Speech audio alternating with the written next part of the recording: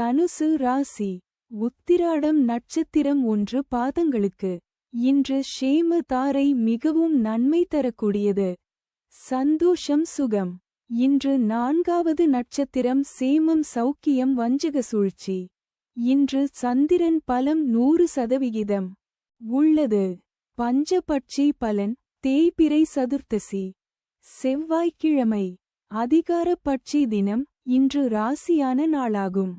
இன்று செய்யக்கூடிய காரியங்கள் வெகுகாலம் நிலைத்திருக்கும். காலை 8:24 மணி முதல் 10:48 மணி வரை.